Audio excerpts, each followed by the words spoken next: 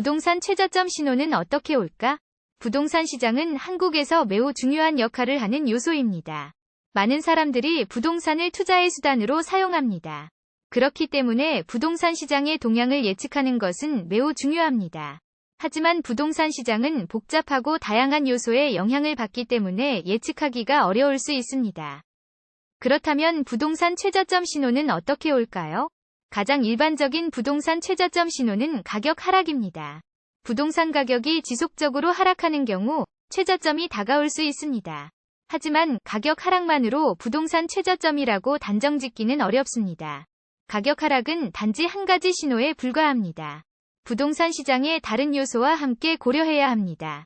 또한 부동산 최저점 신호로서 대출 이자율 변동도 꼽을 수 있습니다. 이자율이 하락하는 경우 부동산 구매에 유리할 수 있습니다.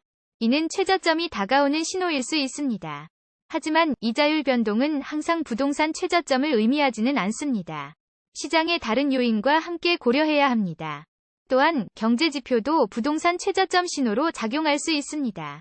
경제가 불안정한 상황일수록 부동산 가격은 하락할 가능성이 큽니다.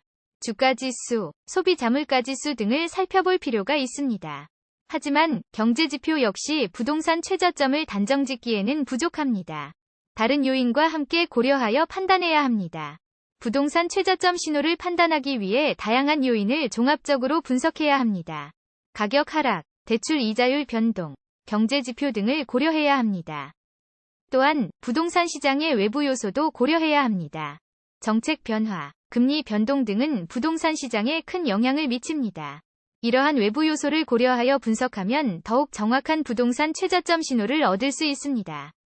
하지만 부동산 시장은 예측하기 어렵다는 점을 염두에 두어야 합니다.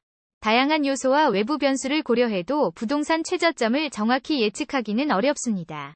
따라서 신중한 판단과 정확한 정보 수집이 필요합니다.